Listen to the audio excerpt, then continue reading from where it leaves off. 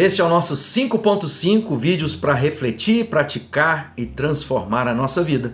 Eu sou o Galvaro Júnior e nós estamos nessa semana especial falando de 5 estratégias que o inimigo que quer destruir a bênção de Deus na nossa vida. Precisamos conhecer as ciladas que o inimigo usa recorrentemente.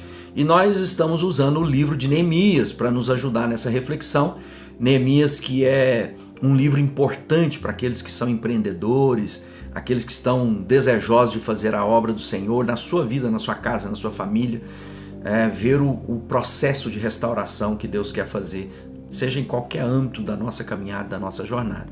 E nós vimos que Neemias, ontem no primeiro vídeo a gente viu que as pessoas vão tentar, o Satanás levanta pessoas, situações, circunstâncias para descredibilizar a nossa vida, para tirar do nosso ânimo, e dizer que nós não somos capazes. Eles vão dizer que nós somos desprezíveis. Mas o nosso tema de hoje é quando ele usa estratégia para dizer da nossa incapacidade.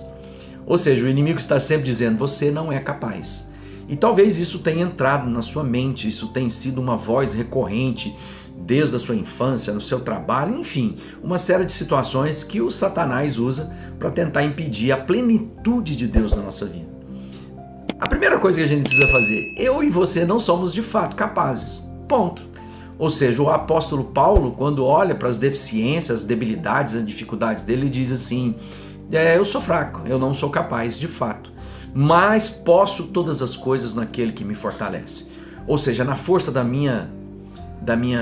meu braço, da minha capacidade humana, intelectual, nós não seremos capazes de vencer as oposições e as guerras que temos que enfrentar nessa vida.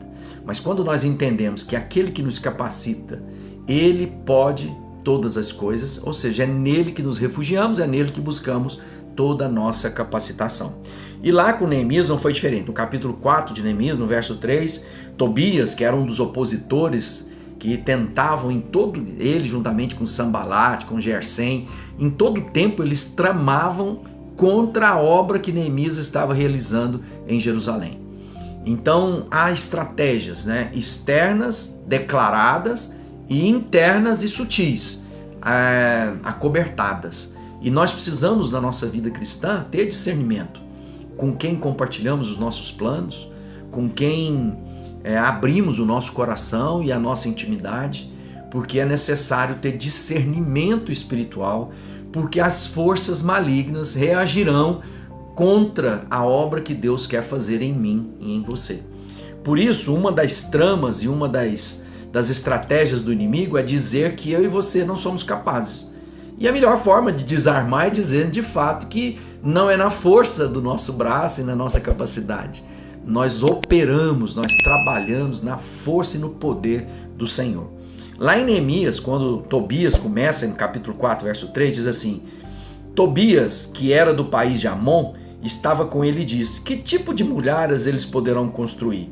Até mesmo uma raposa poderia derrubá-la. Ele começa a fazer o quê? Você não é capaz de arrumar seu casamento, você não é capaz de empreender, você não será capaz de alcançar os seus objetivos e metas, você é incapaz, porque tudo que você vai edificar, uma versão diz, até uma raposinha, ao esbarrar no muro ele vai cair.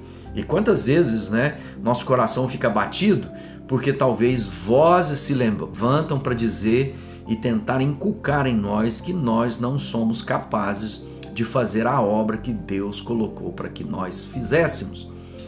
Mas quando a gente entende que a obra feita em nós não é propriamente fruto de nós mesmos, ou seja, toda honra, toda glória seja dada a Deus que nos empoderou pela presença maravilhosa do Espírito Santo, que foi possível chegar até nós pela obra perfeita de Jesus na cruz do Calvário. Então aquilo que nós não éramos capazes, Deus nos habilitou, nos capacitou com o poder do Espírito Santo.